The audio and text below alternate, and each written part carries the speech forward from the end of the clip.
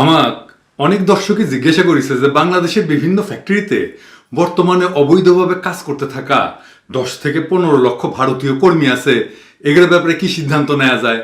ভারতে বিপুল সংখ্যক ভারতীয় কর্মীদের পাঠায় কাজ করা বছরে বিলিয়ন বিলিয়ন ডলার ভারতে নিয়ে যাইতেছে বাংলাদেশ থেকে, এটা বন্ধ করা লাগবে। এটা কত? $5 বিলিয়ন মাসে। ডয়েচে ভেলেতে তৌহিদ হোসেন সাহেব বলছে। আরো প্রায় 6 বছর আগে একটা প্রতিবেদন দেখেন আওয়ামী লেসপেন্সার নবনীতার মুখেই। গত এপ্রিলে প্রকাশিত বিশ্ব ব্যাংকের প্রতিবেদন অনুযায়ী রেমিটেন্স অর্জনকারী দেশ হিসেবে বাংলাদেশ সারা বিশ্বের মধ্যে নবম এবং ভারত প্রথম স্থানে রয়েছে। গত কয়েক বছর ধরেই বাংলাদেশ এবং ভারতের পত্রিকাগুলো বলছে বাংলাদেশ থেকে ভারতের রেমিটেন্স আয় বাড়ছে প্রতি বছর। সম্প্রতি দেশি বিদেশি কয়েকটি সংবাদ মাধ্যম লিখেছে বিভিন্ন দেশে থাকা বাংলাদেশি প্রবাসীদের মাধ্যমে 2017 সালে বাংলাদেশ $13.5 বিলিয়ন আয় করলেও ভারত বাংলাদেশে বসবাসরত তাদের নাগরিকদের মাধ্যমেই কেবল $10 বিলিয়ন আয় করেছে। 2015 সালে বেসরকারি গবেষণা প্রতিষ্ঠান সিপিডি তাদের একটি প্রতিবেদনে বলেছিল অন্তত 5 লাখ ভারতীয় নাগরিক বাংলাদেশে কাজ করেন, যাদের বেশিরভাগই অবৈধ। সেখানে সে বলতেছে যে বাংলাদেশের রেমিটেন্স আসে $13 বিলিয়ন আর $10 বিলিয়ন নিয়ে যায় ইন্ডিয়ানরা। আমরা সবাই গায়ে গতরে খেটে যে টাকা পাঠাই, সেই টাকা দিয়ে হাসিনা এদের বেতন দেয়। দেখেন না, বৈধ পথে ব্যাংকের মাধ্যমে টাকা পাঠাইতে বলে হাসিনা, কেন বলে? তাইলে ওই টাকা, আপনার উপার্জনের টাকাটা সে ইন্ডিয়ানদের হাতে তুলে দিতে পারে। মানে আগে টাকাটা তো হাসিনার ব্যাংকে যায়, তারপরে ডলার, ইউরো, ইউয়ান, রিয়েল সব হাসিনা রাখে আর টাকা দেয় আপনার আত্মীয় স্বজনকে, তাই না? এই ডলারটা দিয়ে সে বেতন দেয় এই ইন্ডিয়ানদের, বুঝছেন? তাইলে এই সমস্যাটার সমাধান কেঙ্কা করে হবি? পৃথিবীর যে কোনো দেশেই প্রবাসী কর্মী বা বাইরের দেশ থেকে কর্মী এসে কাজ করতে পারে, তবে তার প্রথম শর্ত হইল যে যেই দেশে কাজ করবি সেই দেশে যদি কাজের লোক কম থাকে তাইলে, এবং একই সময়ে দেশের এই কর্মী ঘাট থেকে রাষ্ট্র তার নিজের দেশের মানুষদের দক্ষ কইরা পূরণ করার চেষ্টা করবি। আপনি চাইলে কিন্তু প্যারিসে বা ফ্রান্সে বাংলাদেশ থেকে একজন কর্মী আনতে পারবেন না। আগে প্রমাণ করতে হবে যে ফ্রান্সে ওই কাজ করার মতো লোক নাই, তারপরে আপনি আনার পারমিশন পাবেন। তো ওই যে যখন যেই সময়ের মধ্যে সে নিজের দেশের লোককে দক্ষ করে গড়ে তুলবে, অন্য দেশের লোক কাজ করেছে ওই সময়ের মধ্যেই, তো দেশের লোক দক্ষ হয়ে গেলে বাইরের দেশ থেকে আসা কর্মীরা দেশ ত্যাগ করবে। এটাই নিয়ম। পৃথিবীর বিভিন্ন দেশের প্রবাসী কর্মীদের বেলায় এটা এইভাবেই কাজ করে। কোন দেশই নিজের কর্মক্ষম জনশক্তিকে বেকার বানায় রেখা বাইরের দেশ থেকে কর্মী আইনা পোদ্দারি দেখায় না। ব্যাপারটা আপনাদের একটা বাস্তব উদাহরণের মাধ্যমে বুঝাই দিই। আমেরিকায় সফটওয়্যার শিল্পে কর্মক্ষম লোকের ঘাটতি আছে। মানে সফটওয়্যার শিল্পে তাদের যে পরিমাণে সফটওয়্যার ইঞ্জিনিয়ার দরকার, ডিজাইনার দরকার, আরো বিভিন্ন ক্যাটাগরির লোক লাগে, আমি জানি না সবকিছু, কিন্তু এই সফটওয়্যার শিল্পে আর কি সেটা আমেরিকার পর্যাপ্ত নাই। তাই H-1B ভিসার মাধ্যমে সফটওয়্যার শিল্পে লোক নেওয়ার জন্য ঘোষণা দেয় আমেরিকা। এটা সবচেয়ে বড় সুবিধাভোগী ছিল ইন্ডিয়া, কারণ 2022 সালে আমেরিকা H-1B ভিসায় যে পরিমাণে লোক নিয়েছিল তার 73% লোকই ছিল ইন্ডিয়া থেকে, যেটা ছিল প্রায় 3.5 লক্ষ মানুষ। এ দেখেন তার প্রমাণ। শুধু তাই না, এত ভিসা সুবিধা পাওয়ার পরেও, এত ভারতীয়রা আমেরিকা এসে কাজ করার পরেও, লিগ্যাল সুযোগ পাওয়ার পরেও কিন্তু তারা অবৈধ উপায়ে আমেরিকা এসে কাজ কাম করে। এই যে অবৈধভাবে আমেরিকায় যাওয়া ভারতীয় লোকের সংখ্যা, সেটা কিন্তু খুব কম না। 2021 সালে অবৈধভাবে আমেরিকায় যা কাজ করা ভারতীয় সংখ্যা ছিল প্রায় 7.5 লাখ। মানে 2021 সালে অবৈধভাবে আমেরিকায় কাজ করতে থাকা ভারতীয় লোকের সংখ্যা ছিল 7 লাখের উপরে, যেইটা কিনা 2022 সালে H-1B ভিসা পাইয়া লিগালি আসা ভারতীয়দের থেকে দ্বিগুণেরও বেশি। এই যে দেখেন এই ডকুমেন্টে। এইবার বুঝছেন তো যে বৈধ মালের চাইতে অবৈধ মালের আনাগুণই বেশি। মানে ইন্ডিয়ান হইলে কিন্তু সবাই মাথা তুলে নাচে না, হ্যাঁ। এবং আমেরিকান গভর্নমেন্ট এই সমস্ত অবৈধ ভারতীয় প্রবাসীদের ধরতে পারলে অবৈধ প্রবাসীদের দেশে ফিরিয়ে দেওয়ার যে ব্যবস্থা সেগুলো করে দেশে ফিরিয়ে দেবে। এখন আবার আসি বাংলাদেশ প্রসঙ্গে। বাংলাদেশে কিন্তু হাসিনা আমেরিকার মতো কইরা অবৈধ ভারতীয়দের ধরে ধরে পাঠাইতে পারে না। পাঠানো তো অনেক দূরের কথা, লক্ষ লক্ষ ভারতীয় নাগরিক বাংলাদেশে আছে সেটার একটা প্রমাণ বা হিসাব রাখার সাহসও করতে পারে না। এর কারণ হইতেছে হাসিনার সরকার ভারতের কৃতদাস, ভারতের খাস গোলাম। আর গোলাম যদি তার প্রভুর দেশের অবৈধ কর্মীদের হিসাব নিতে যায়, আর প্রভু যদি খুব দইয়া পিড়া দেয়, সেই জন্যই আর কি। হাসিনার এই দামি সরকারে ভারত তার নিজের কাছে এমন ভাবে জিম্মি করে রাখছে, এমন ভাবে গোলামির জিনজির হাসিনা গলায় পড়ায় রাখছে, যে এই সমস্ত অবৈধ কর্মীর হিসাব হাসিনা কখনোই করার সাহস পাবে না। হাসিনার অবৈধ সরকারের মোদী চারিদিক থেকে গিলা রাখছে একেবারে। আর এইভাবেই অবৈধ ভারতীয়দের বাংলাদেশে অবস্থানের বিষয়ে কোনো আইন প্রয়োগ বা কার্যকরী ব্যবস্থা না নেয় দেশের বিভিন্ন কর্মসংস্থানের জায়গাগুলো সহ মিল ফ্যাক্টরিগুলোতে ভারতীয় দাদারা রীতিমতো ফুলে ফেপে কলা গাছ হয়ে গেছে। দেখলে মনে হয় যেসব ফ্যাক্টরিগুলো ওদেরই, আর আমরা বাংলাদেশিরাই নিজের দেশে অবৈধ প্রবাসী। যদি এদের অবৈধভাবে দেশে অবস্থানের বিরুদ্ধে সরকার লিগালি পদক্ষেপ নিত, তাইলে কিন্তু এই দুর্দিনের দেখা লাগতো না। তবে হাসিনা এন্ট্রি না করলে কি হবে? আমরা জানি, নানা তথ্য থেকে জানি যে বাংলাদেশে প্রায় 10 থেকে 15 লাখের মতো ইন্ডিয়ান আছে।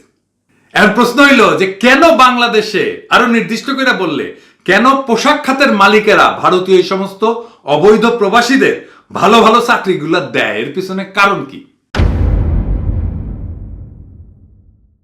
এই প্রশ্নের উত্তর পাইতে হলে একটু পিছনে যেতে হবে। বাংলাদেশে পোশাক শিল্পের যাত্রা শুরু হয় জিয়া রহমানের আমলে, এবং গত 40 বছর এই পোশাক খাত আমাদের দেশের সর্বোচ্চ রপ্তানিকারক খাত হিসেবে প্রতিষ্ঠিত হয়। এবং এই পোশাক শিল্পে আলাদা করে ভর্তুকি টাকা দেওয়া হয়, প্রণোদনা দেওয়া হয় এই মালিকদেরকে। তবে এই যে পোশাক শিল্পের যে প্রথম যাত্রার যে 25 বছর বাংলাদেশে উদ্যোক্তা, ব্যবস্থাপনায় থাকা সুদক্ষ লোকজন, দেশের কঠোর পরিশ্রমী শ্রমিক সহ সবার অক্লান্ত পরিশ্রমের ফলে আজকের এই পোশাক খাত। এমনকি আপনি খোঁজ নিলে দেখবেন যে অনেক গার্মেন্টস মালিক আছেন যারা নিজেরা একসময় অন্যান্য গার্মেন্টসে কর্মকর্তা ছিল, তারা তাদের মেধা, শ্রম, দক্ষতায় আজকে এত দূর আইসা পড়ছে। তবে এর পিছনে সবচেয়ে বড় নিয়ামক ছিল আরেকটা বিষয়। কি সেটা? 2001 সালে ব্রাসেলসে জাতিসংঘের স্বল্পোন্নত দেশগুলোর সম্মেলনে শুল্ক এবং কোটামুক্ত ব্যবস্থা গ্রহণ করে। মানে এই স্বল্পোন্নত দেশগুলো থেকে, যার মধ্যে বাংলাদেশ, সেইখান থেকে শুল্ক এবং কোটা ছাড়া পণ্য নেবে। এইটাই পরবর্তীতে বাংলাদেশের পোশাক শিল্পের মালিকদের লেগা ব্যবসার পথকে অনেক সহজ করে দেয়, যাতে তারা খুব সহজেই শুল্ক ছাড়া, মানে ট্যাক্স ছাড়া ব্যবসা কইরা ব্যবসা চালায় যেতে এবং বড় করতে পারে। আমি ব্যক্তিগতভাবে একসময় ঢাকায় ইউনাইটেড নেশনসের কর্মকর্তার সাথে আমার কথা হয়েছিল এটা নিয়ে, যে কিনা এই সম্মেলন অর্গানাইজ করার দায়িত্ব ছিল। এবং এই সময় তিনি আমার এটা বর্ণনা করছিলেন যে কিভাবে তিনি ইউরোপীয় কমিশনের সাথে কয়েক মাস ধরে নেগোসিয়েশন কইরা এই যে এলডিসি বা স্বল্পোন্নত দেশগুলোর জন্য শুল্ক এবং কোটামুক্ত সুবিধাটা কার্যকর করছিলেন। ওই সময় এই যে এভরিথিং বাট আর্মস, এই ধারণার মাথায় রেখা একটা পলিসি বা নীতি বাস্তবায়ন করা হয়। মানে শুধুমাত্র অস্ত্র ছাড়া বাকি সবকিছুতে শুল্ক মুক্ত রাখার সুবিধা পাওয়া যাবে এই বাংলাদেশের মতো দেশগুলো। পরে এইটাই বিশ্ব বাণিজ্য সংস্থা বা WTO আছে, তার মাধ্যমে আর একটা নীতি হয় যেখানে কোটা এবং শুল্ক মুক্ত বাণিজ্যের সুবিধা পায় এলডিসি ভুক্ত দেশগুলা, মানে বাংলাদেশের মতো দেশগুলা। এবং এর ফলে পোশাক খাতের মালিকেরা ব্যাপকভাবে লাভবান হয়। আর তাদের এই প্রচুর টাকার ফলে শুধু গার্মেন্ট শিল্প না, বরং আরো বিভিন্ন সেক্টরে নিজেদের ব্যাপক আধিপত্য বিস্তার করছে, যা এখন সংসদ পর্যন্ত আক্রান্ত। আমি এটা হিসাব করেছিলাম যে কতজন গার্মেন্টস মালিক আছে এই সংসদে। তবে তাই বলে আমি কিন্তু কখনোই এটা বলবো না যে সব গার্মেন্টস মালিকেরাই খারাপ, মোটেও না। বরং এই খারাপ ক্ষমতালোভী, অর্থলোভী মালিকের সংখ্যা অনেক কম। তবে এদের বিভিন্নভাবে টাকার পাহাড় করায় মনে হয় এরা মেজরিটি, কারণ এদের ভয়েস বেশি, কথা বেশি বলে, চিল্লায় মার্কেট পাওয়ার চেষ্টা করে। আরো ভালোভাবে বুঝতে পারবেন যে কারা হাসিনার লেসপেন্সার, এইগুলাই পাপি। তবে একটা অপরাধ কিন্তু কম বেশি সব গার্মেন্টস মালিকেরাই করেছেন। হ্যাঁ, প্রথমত উৎপাদনের ক্ষেত্রে যতটুকু অর্থ ব্যয় হয় তার থেকে অনেক বেশি ব্যয়ের হিসাব সরকারকে দেখাইছে। আর অন্যদিকে যা লাভ হয় তার থেকে অনেক কম লাভ দেখাইছে সরকারকে। এইভাবে খরচ বেশি, আয় কম, এইটা দেখায় অতিরিক্ত যে মুনাফা করছে সেই মুনাফার অর্থটা বাইরে পাচার করছে নিজের ইচ্ছা মতো দেশে, এবং দেশটারে খোলসের মতো করিয়া ফেলছে, যেটা দেশের জাতীয় স্বার্থরে চরমভাবে হুমকির মুখে ফেলছে। আর এই অর্থ পাচারের যে সংস্কৃতি, এটারে বাড়ায় দিচ্ছে। দেখতেছেন না বিভিন্ন জায়গায় সুইস ব্যাংক, এটা সেটা, আর বেগম পাড়া, দেখতেছেন না এখানে টাকা যায় কিভাবে? এই টাকাই তো। তাই এই ধরনের কাজ করা প্রত্যেকটা ব্যবসায়ী হইতেছে একটা চরম অর্থ পাচারকারী, অপরাধী। তাদের বিচার হবে একদিন বাংলাদেশে। আর তাদের করাই আকাম নিজের দেশের কর্মীদের চোখ থেকে আড়াল করার জন্যই পাশের দেশ ভারত থেকে আর কর্মী না নিজের অফিসে নিয়োগ দেয়, যেন বাংলাদেশের লোক বুঝতে না পারে কি চুরিটা হয়েছে। কারণ মালিকেরা মনে করে যে একজন ভিনদেশি কর্মী আমার প্রতি যতটা অনুগত থাকবে, যেভাবে মুখে তালা দিয়ে রাখবে, আমার দেশের কর্মী তো নাও করতে পারে। আসলে তো তাই করবে না, তো সে বাইরে বলে দেবে। তাই তারা নিজের অপরাধ লুকাইতেই এই নোংরা পথ বাইছে নিছে। এইভাবেই এই গার্মেন্টস ব্যবসায়ীগুলা বছরের পর বছর, যুগের পর যুগ ধইরা আমাদের দেশের অর্থনীতির ক্ষতি করে আসছে। আর এই টাকা পাচারের ঠিকাদারিটা নিছে ইন্ডিয়ানরা। প্রথমত তারা অবৈধভাবে বৈদেশিক মুদ্রা বাইরে পাচারের মাধ্যমে দেশের অর্থনীতির ক্ষতি করছে, আর এই চোরের সাক্ষী হয়েছে গাঁট কাটা ইন্ডিয়ানরা। বাংলাদেশ থেকে টাকা পাচারের অন্যতম সহযোগী ইন্ডিয়ান চাকরিজীবীরা। মানি লন্ডারিং, সেটা 1 টাকা হইলেও যা শাস্তি, 1 লক্ষ কোটি টাকা হইলেও একই শাস্তি। পাচারকারী হিসাবে আমরা যখন একজন গার্মেন্টস মালিকরে ধরবো, তার শাস্তি নিশ্চিত হইলে তার প্রতিষ্ঠানে কাজ করা ইন্ডিয়ানদের ধরবো প্রত্যেকটারে, আর অর্থ পাচারের সহযোগী হিসেবে বিচার করব প্রত্যেকটারে। মাথায় রেখেন। দ্বিতীয়ত, ভারতীয় লোকজন বৈধ এবং অবৈধভাবে কাজ করে অর্থ ভারতে পাঠাচ্ছেন। এইভাবে বাংলাদেশ ভারতের অন্যতম এক রেমিটেন্স আয়ের দেশ হিসেবে তৈরি হয়ে গেছে। আর এই সমস্ত বহুমুখী অপকর্মে দেশের অর্থনীতি আজ এতই নাজুক যে মানুষের নানানভাবে এটা খেসারত দিতে হইতেছে। আর এই সমস্ত যে খাদ, এটা পূরণ করার জন্য হাসিনা প্রতিনিয়ত জিনিসের দাম বাড়ায় আমজনতার পকেট কাটতেছে। 3 নাম্বার, এসব করতে করতে তারা গার্মেন্টস কর্মীদের বেতন বৃদ্ধিতে অস্বীকৃতি জানায়, যার জন্য পোশাক শ্রমিকদের তাদের যে ন্যূনতম ন্যায্য মজুরি আদায়ের জন্য আন্দোলন করা লাগে, রক্ত দেওয়া লাগে, রাস্তায় প্রাণ দেওয়া লাগে। চতুর্থত, মালিকেরা এইভাবে এই চক্রকে টিকায় রাখতে বাংলাদেশের পোশাক খাতের যে মাঝারি লেভেলের যে ব্যবস্থাপনা কর্মী আছে, ম্যানেজমেন্ট স্টাফ, তাদের কোনো উল্লেখযোগ্য প্রমোশন দেয় না। এইভাবে এমন এই মধ্যস্তরের যে ব্যবস্থাপনায় থাকা লোকদের ক্যারিয়ার এটা ধ্বংস করে ফেলছে। এবং পরিশেষে সাম্প্রতিক সময় বিভিন্ন সেক্টর থেকে পড়াশোনা শেষ কইরা বের হওয়া শিক্ষিত মানুষগুলোকে, শিক্ষিত যুবকগুলোকে কোনো জায়গা করে দিতেছে না। ফলে তরুণ সমাজের যে অংশ পোশাক খাতে তাদের ক্যারিয়ার করতে চায়, তারা সেটা করতে পারতেছে না। অথচ এই সুযোগ সারা দুনিয়ার সকল শিক্ষিত তরুণ সমাজকেই দেওয়া হয়ে থাকে। পোশাক খাতে এত ভর্তুকি, এত প্রণোদনা দেওয়া হচ্ছে, কেন সেইখানে আমাদের তরুণেরা ইন্টার্নি করার সুযোগ পায় না, চাকরি করার কেন সুযোগ পায় না? আর এই পোশাক শিল্পের মালিকেরা এই কাজগুলা করতে পারতেছে বেশ কিছু কারণে। কারণ তারা টাকার জোরে অনেক কিছু কিনে নিছে। তারা এমপি হয়েছে, আইন কিনে নিছে, রাজনীতি কিনে নিছে। কারণ তারা সবকিছু বিনা বাধায় অন্যায়ের অপরাধ করে নিতে পারে। আর এই ব্যবসায়ীরাও অনেক বড় একটা কারণে, যার জন্যে হাসিনা সরকার অবৈধভাবে গদি ধইরা রাখতে পারতেছে এবং নিজের দেশের সাধারণ লোকদের বাসের পর বাস দিয়ে যাইতেছে, আর অবিরত রচনা করতেছে এক একটা নির্দয়, নিষ্ঠুর আর প্রাণনাশী কাহিনীর। এই জন্য ইউরোপিয়ান ইউনিয়ন, আমেরিকা সহ বিশ্ববাসী আমাদের পোশাক শ্রমিকদের অধিকার এবং তাদের ন্যায্য মজুরির জন্য আওয়াজ তুলতেছে, তাদের মানবাধিকার নিয়ে সোচ্চার হইতেছে। যাই হোক, এই ইউরোপিয়ান ইউনিয়ন বা এই ইউএন এর এইসব পদক্ষেপ কিন্তু আমাদেরকে ফ্যাক্টরিগুলোতে ভারতীয় এইসব অবৈধ লোকদের বিরুদ্ধে কোনো কার্যকরী ভূমিকা পালন করবে না। এই বিষয়টার সাথে হাঙ্গেরির নিজেদেরই ডিল করা লাগবে। আর এইটা লেগা আমাদের বিদেশি খেদাও নামে কোনো আন্দোলনও করা লাগবে না, বরং আমাদের এমন ভাবে আগাইতে হবে যে কোনো ফ্যাক্টরি মালিক কোনো ভারতীয় কর্মী নিয়োগ না দিতে পারে, সেটাই আমাদের পরিকল্পনা। তা আমাদের তো একে একে ভারতীয় দাদাদের কাছে যাওয়ার সময় নাই, আমরা গোড়ায় ধরে টান দিব। আগা এমনিতে মাটিতে ধইসা পড়বে ধপাস কইরা।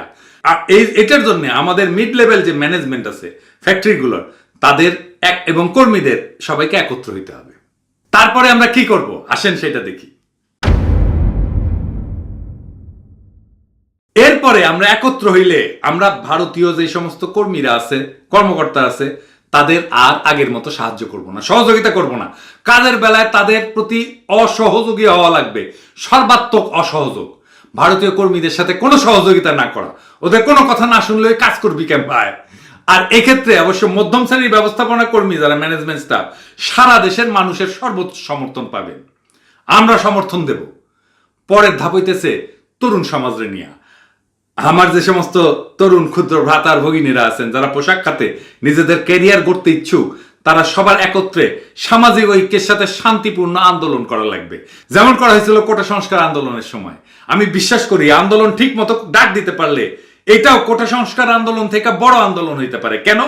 কারণ কোটা সংস্কার আন্দোলন ছিল সরকারি চাকরির চিন্তারে ঘিরা, আর এইখানেই আন্দোলন হবে দেশের সর্ববৃহৎ সেক্টরে ঘিরা। তাই এইখানে লোক সমাগম হবে বেশি। এই আন্দোলনের মধ্য দিয়ে আমাদের নিজেদের অবস্থান এবং অধিকার প্রতিষ্ঠা করা লাগবে। আমাদের আন্দোলনের কি কি বিষয় থাকবে?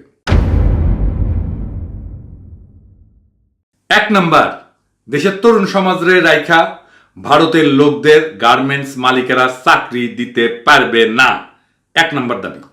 দুই নাম্বার দাবি, ভারতীয় সকল অবৈধ কর্মীদের ছাঁটাই করার ডাক দেওয়া লাগবে।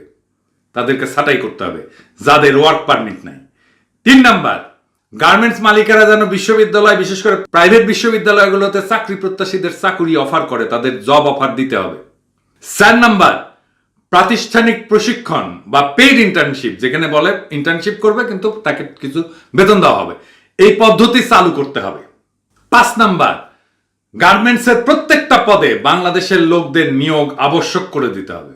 ছয় নাম্বার, বাজার দরের সাথে সামঞ্জস্য রেখা যার যার অবস্থান অনুযায়ী বেতন পুনর্নির্ধারণ করতে হবে। যদি সবাই মিলে এই আন্দোলন সফল করতে পারে, তাইলে দুনিয়ার এমন কোনো শক্তি নাই যে আমাদের লক্ষ্য অর্জনের ব্যাহত করতে পারে। সফলতা আমাদের সুনিশ্চিত। এটা তো কোনো রাজনৈতিক আন্দোলন না, তাই না? তাই এই আন্দোলনে ক্র্যাকডাউনের কোনো যুক্তি আসে না। এরপরেও যদি সরকার এই আন্দোলনে কোনো বাধা দেয়, তাহলে এটাই আরো বেশি স্পষ্ট হবে যে এই সরকারের একমাত্র একটাই উদ্দেশ্য, তা হইল যে কোনো উপায় ভারতের লাভের দিকটারে রক্ষা করা, এমনকি নিজের দেশের লোকদের ক্ষতি কইরা হইল। তবে হ্যাঁ, এক্ষেত্রে মালিকেরাও তাদের যেহেতু কিছু অবৈধ স্বার্থ আছে, সেটা রক্ষা করার জন্য গড়িমসি করতে পারে। ভারতের যে সমস্ত কর্মীরা আছে না বাংলাদেশে, মালিক সহ অনেকেরই গোপন তথ্যই জানে, তাই অনেক মালিকই তাদের কাছে জিম্মি। তবে গার্মেন্টস মালিকেরা একটা কথা মাথায় রাখবেন, তাহলে যে আপনি যে ভারতীয় লোকের সাথে মিলে দেশের 12টা বাজাইতেছেন, তারা যে কখনোই আপনার ব্যবসার আভ্যন্তরীণ তথ্য তার নিজের দেশের সাথে শেয়ার করে এবং আপনার ব্যবসার আর্থিক ক্ষতি করবে না, এই গ্যারান্টি আপনি কখনোই দিতে পারবেন না। তাই ওদের সাথে দোস্তি না কইরা কেমনে ওদের উষ্টা দিয়া নিজেরে কেমনে ওদের হাত থেকে মুক্ত করবেন সেই চিন্তা করেন। এটাই বুদ্ধিমানের কাজ হবে এবং আপনি দীর্ঘস্থায়ীভাবে লাভবান হবেন। লোক মুখে শুনি যে মেলার টাকা জমছে, তো জমছে অনেকেরই, তাই আপনাদের অনেকেরই নাকি বড় লোকে খুব অভ্যাস হয়েছে। কথাটা সত্য হইলে অবাক হবো না। ইংরেজদের কাছ থেকে জমিদারি পাওয়ার পরে জমিদাররা বাগান বাড়ি বানাইছিল, সেই বাগান বাড়িরা বানাইছে তাদের মদের আসর আর পরি নাচায় না রঙ্গমঞ্চ। মদ খাইছে আর পরি নাচ দেখিছে, বাইজি নাচ দেখিছে আর কি। আর এইসব জমিদারদের আকাম কুকামের খবর রাখতো তাদের নায়েবেরা। আপনারা হইলেন এই যুগের নব্য জমিদার, আর আপনাদের নায়েব হইল আপনাদের কারখানায় কাজ করা ভারতীয় কর্মকর্তারা। এই সুবাদে এরা আপনার হাড়ির খবর তো সবাই মোটামুটি জানেই, তাই না? তাই এদের বিদায় দেওয়া হবে সবচেয়ে বুদ্ধিমানের কাজ। আমি তো চিন্তা করি যে এই সমস্ত ভালো বুঝা তো দূরের কথা, যা উল্টা যারা ব্যবসায়ী থেকে দেশের এমপি মন্ত্রী হয়েছে, তারা যদি এসব নায়েবের ফাঁদে পইরা দেশের স্বার্থ জলাঞ্জলি দেয়, তাহলে আমরা খুব অবাক হব না। কারণ বিনাশকালে মানুষের বুদ্ধি নাকি বিপরীতে কাজ করে। তাই বিনাশ হইতে না চাইলে, নিজের দেশের ক্ষতি করতে না চাইলে এখনো নিজেদের শুধরান, এদের নিজের দেশে পাঠায় দেন, নিজেরা আপদ মুক্ত করেন। আমার আগের ভিডিওতে জানাইছি আমি আপনাদের যে ক্যান ইন্ডিয়া আমাদের অর্থনীতিকে ধ্বংস করতে চায়, আর এই দেশের অর্থনীতিকে ধ্বংস করার নেশায় হেন কোনো কাজ নাই যে তারা করা বাদ রাখছে। কৃষিখাতে ধ্বংস করছে, এই আমাদের নদীগুলোতে বাদ দিয়া চারিদিকে চর ফেলায় দিছে। আপনি যে চাষ করবেন, কৃষিকাজ করবেন, পানি পাবেন কই? মানুষ পানির অভাবে হাজার হাজার বিঘা জমি চাষ করতে পারে না। ইন্ডিয়া আমাদের বাজারে তাদের নিজস্ব পণ্য দিয়ে 6 লাখ কইরা দিছে, আর এই দিয়া প্রতিনিয়ত টাকা চুইসা নিতেছে নিজেদের দেশে। আমাদের দেশের শিল্প কলকারখানা সহ সব জায়গায় নিজেদের লোক বসায় নিয়ন্ত্রণ করা সহ দেশের শিল্প কারখানার প্রবৃদ্ধিরে থামায় দেওয়া সহ নানা সময় নানান ষড়যন্ত্র করতেছে। আর এই গার্মেন্টস এর মালিক ভালসিনগুলো ভাবে যে ভারত থেকে যে সমস্ত ভারত টপ ক্লাস কর্মী আনি, তাই না, ফ্যাক্টরিতে লাগায়, হ্যাঁ এটা সেরা কর্মী। আরে ভারতের সেরা লোকেরা তোমার অধীনে বাংলাদেশে কামলা দেওয়ার কাজে আসবে, সেরা মাথাগুলা যাবে ইউরোপে, আমেরিকায়, অন্য জায়গায়। তুমি পাও সেই সমস্ত ভুসি মাল যেগুলোর মাজা ভাঙ্গা, যেগুলো তার নিজের দেশে হাফ ফসল পড়তি মাল, অথচ তোমার দেশের তরুণ তরুণীরা এদের চাইতে অনেক বেশি মেধাবী এবং দক্ষ। আমাদের দেশের এই সমস্ত উদ্যমী এবং মেধাবী যে সমস্ত তরুণ তরুণী, তাদেরকে সুযোগ থেকে বঞ্চিত কইরা মেধাকে নষ্ট করা হইতেছে, নষ্ট হইতেছে তারুণ্যের সেরা কর্মক্ষম শক্তিগুলা। এর জন্যে বাংলাদেশের এই জাউরা ব্যবসায়ীগুলোই দায়ী। গার্মেন্ট সেক্টরের সবচেয়ে বড় জাউরা হচ্ছে মেয়র আতিক। এডিটর সাহেব একটা ছাপ্পর মেয়েরা দেন ঠক্কাস কইরা। আতিক মেয়র, তোমাদের অভিনন্দন, বুঝছেন তো? এগুলো কেমনে তামাকার ফিল্টারের মতো দুজনে আর খালি হাসিনার আশেপাশে লটকালটকি করে। আমি ব্যক্তিগতভাবে এই সমস্ত গার্মেন্টস মালিকদের থেকে খুব বেশি আশা করি না, কারণ এরা নিজেরা তাদের আত্মারে ইন্ডিয়ার কাছে বেচে দিয়ে বসে আছে। কিন্তু আমি এটাও বিশ্বাস করি যে সব মালিকেরাই এমন কইরা ভারতের কাছে বিক্রি হয়ে যায় নাই।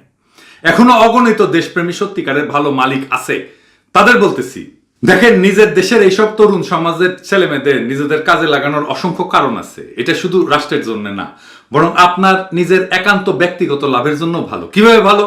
সঙ্গত কারণে আমি তা বললাম না। আপনারা ব্যবসায়ী মানুষ, আশা করি নিজেরাই বুঝে যাবেন। তাও একেবারে যে বলি নাই সেটাও না। বাইরের লোকরে ঘরে আয় না গোপন কথা জানায় ঘর বাঁধলে সেই ঘরে যে কখন কাল বৈশাখী আসে কে জানে। এই তরুণ প্রজন্ম আপনার ব্যবসার উন্নতি করতে, নিরাপত্তা দিতে তাদের শ্রম, মেধা, ঘাম, এমনকি রক্ত দিতেও প্রস্তুত। কিন্তু আপনার এই ভারতীয় নায়েব কি তা দিবে? নিশ্চয়ই না। ওর টাকা কামানো হয়ে গেলে বা বিপদে পড়লে আপনার পাশে লাথি দিয়া বর্ডার পার হইয়া ভারতে চলে যায় বাঁচবে। তাই এখন সময় এসেছে সঠিক বুঝটা বোঝার। যদিও অনেক দেরি হয়ে গেছে, তবে সময় এখনো শেষ হয়ে যায় না, এখনো সময় আছে। দেশের লোককে কাছে টাইনা নেন, দেশের মানুষরা নিয়ে দেশ গড়েন। আপনি এবং আপনার সবকিছুই নিরাপদে থাকবে বাংলাদেশের মানুষের হাতে। তাই ভারতীয় সমস্ত কর্তাদের বিদায় দিয়া এবার নিজের কর্মের জায়গাটা দেশের মানুষরে দিয়া ঢাইলা সাজান। এতে সব দিক দিয়ে মঙ্গল। তবে হ্যাঁ, আমি এটাও বলবো, আমাদের দেশের কোনো খাতে যদি বাইরের কর্মী লাগে তাহলে আমরা নিব লোক, কিন্তু তা হইতে হবে আইন মাইনা, বৈধ উপায়, কঠোর নিরাপত্তা চেকের মধ্যে দিয়া। বাংলাদেশের সরকার যখন একজনকে চাকরি দেয়, বিসিএস কইরা সিকিউরিটি চেক করে না? এটা শুধু বাংলাদেশ না, সব দেশেই হয়। ওই যে ওপেনহাইমার সিনেমা আছে না, এই সিনেমাটা দেখছেন তো, তাই না? এই সিনেমায় তো ওপেনহাইমারের সিকিউরিটি চেক নিয়েই তো সিনেমাটা পুরাটা, তাই না? সে যে আসলে কমিউনিস্ট কিনা এটাই তো চেক করলো তারা। তো আরেক দেশের লোক আপনি নিচ্ছেন, তার সিকিউরিটি চেক করেছেন। ওই যে রয়ের এজেন্ট না, সেটা কি জানেন? এটা তো বাংলাদেশের ডিজিএফআইআর করা উচিত। হাঙ্কারের পিছে লাগে খালি। হ্যাঁ, তো আপনারা কি করেছেন একটা ইন্ডিয়ানের পিছনে লেগে চেক করে দেখেছেন? আমি লিখে দিতে পারি, এটার পিছনেও লাগেননি আপনারা। হাসিনারে খেতানোর পর আমাদের এটাই হবে প্রথম এবং প্রধান কাজ, যে নিজের দেশের লোকদের বেকার রেখা বাইরের লোক আইনা পোদ্দারি করা চলবে না। আমার দেশের লোকের অগ্রাধিকার সব ক্ষেত্রে সবার আগে। এবার আসেন ইন্ডিয়ান প্রোডাক্ট বয়কট আন্দোলনের খবর। গতকাল আর একটা ভিডিও বানাইছে ইন্ডিয়ানরা, देखें।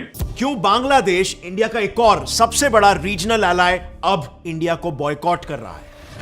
यस, मालदीव्स के बाद अब बांग्लादेश में #India out, #boycott Indian products और #बॉयकॉट इंडिया ट्रेंड पर है। यहां तक कि हमारे प्रधानमंत्री का भी एक prominent Bangladeshi human right activist ने हाल ही में मजाक उड़ाया था।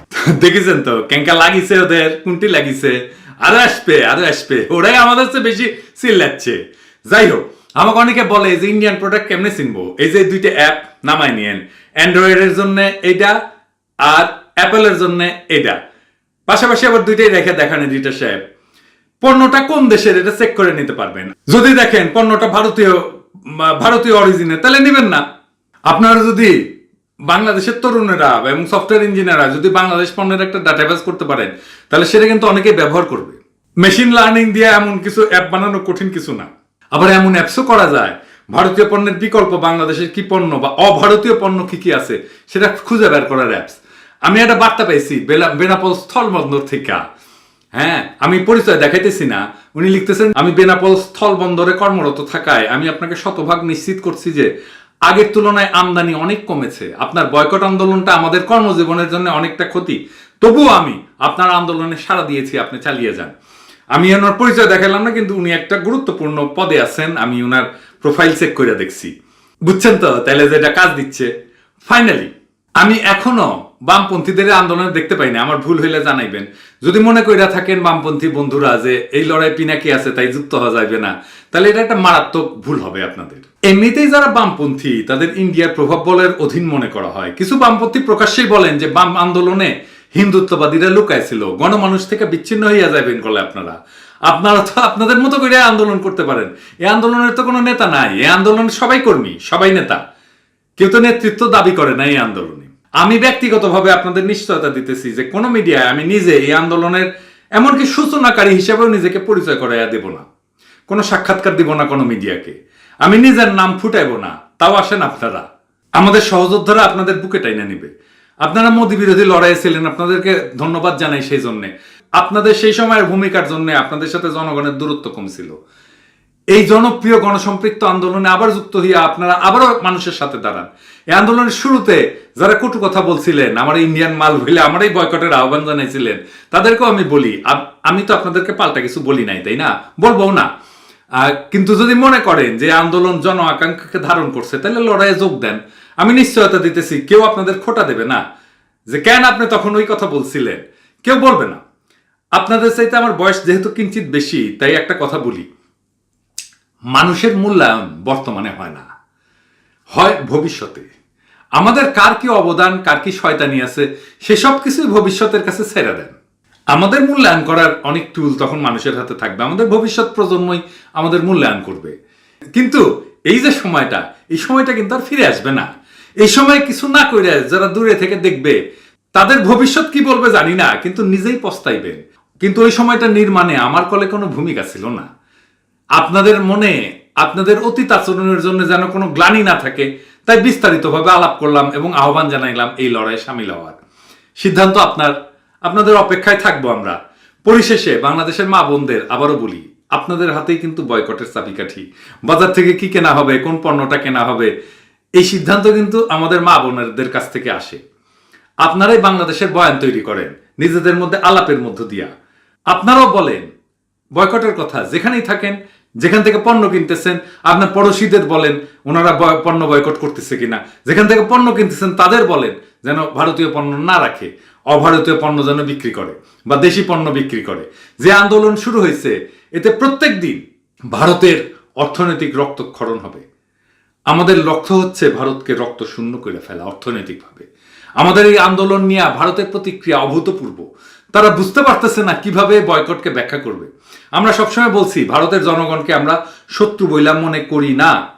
আমরা শত্রু বইলা মনে করি ভারতের হিন্দুত্ববাদী শাসককে, যারা হাসিনার এই অবৈধ, অজনপ্রিয় এবং ফ্যাসিস্ট শাসনকে 15 বছর ধইরা রাজনৈতিক আর কূটনৈতিক সমর্থন দিয়ে টিকায় রাখছে।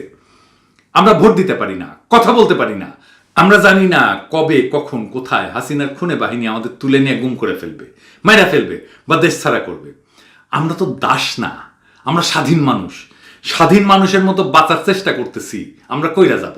সব স্বাধীন মানুষই সেটা করবে। সব মানুষই একটা মর্যাদার জীবন চাইবে। আমরা ভোট দিয়া আমাদের শাসককে নির্বাচন করতে চাই। আমাদের এই লড়াই আমরা কামিয়াব হবই একদিন, না হয় একদিন। আমরা সারা দুনিয়ার সামনে প্রমাণ করে দেব ইন্ডিয়া কিভাবে ক্ষুদ্র প্রতিবেশীদের জনগণের মাথার উপরে স্বৈরশাসক চাপাই দিয়া দাসের জীবন দেয়। আমরা 18 কোটি মানুষ। এই মানুষ একদিন না হয় একদিন জাগবেই। এই মানুষ একদিন সেই অধিকার আদায় করে নেবে যা তাদের কাছ থেকে কাইরা নেওয়া হয়েছিল। আমরা আহ্বান জানাই ভারতকে, তারা বাংলাদেশকে দাস বানানোর পরিকল্পনা বাদ দেয় যেন। আমাদের দাস বানালে, আমাদের মর্যাদার জীবন না থাকলে আমাদের সামনে কিন্তু একটাই রাস্তা খোলা থাকে। সেটা কি জানেন? শৃঙ্খল ছাড়া আমাদের হারানোর কিছু থাকে না।